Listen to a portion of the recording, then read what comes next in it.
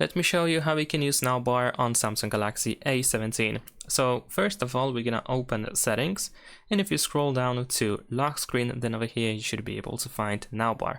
And the navbar is pretty much a simple bar that is used for specific notifications or for management of certain apps that are working with the navbar.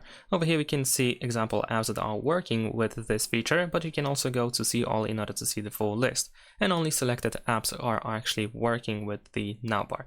Here we also have a presentation where we can find this navbar, or these live notifications actually. So the navbar itself can be found, for example, on the lock screen over here.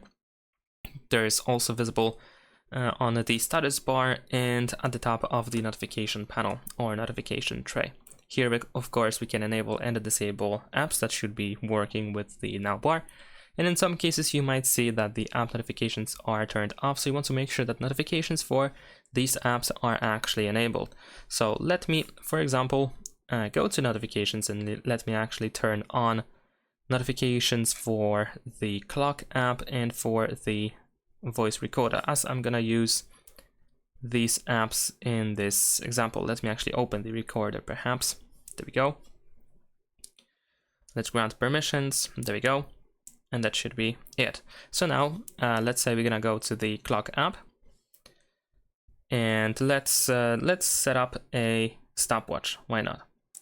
So now once the stopwatch is running, as you can see here, we have the live notification.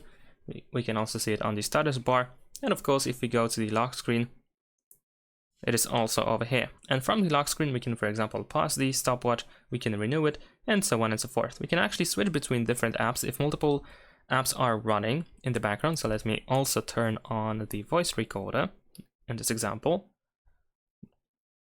There we go. And let's allow to send notifications.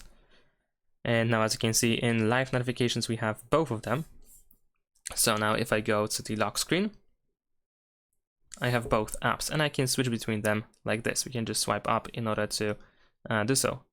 And you can tap on the bar itself in order to find more options. So for example, I can stop recording, pause recording, cancel recording at any point, and I can do the same thing with the stopwatch.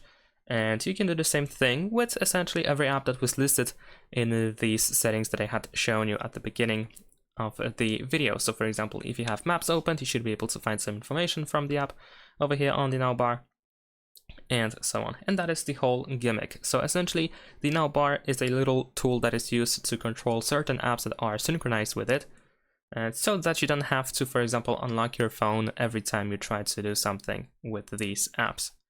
And unfortunately, like you saw, not many apps are actually working with the navbar, but perhaps in the future the list will be extended and more stuff can be added.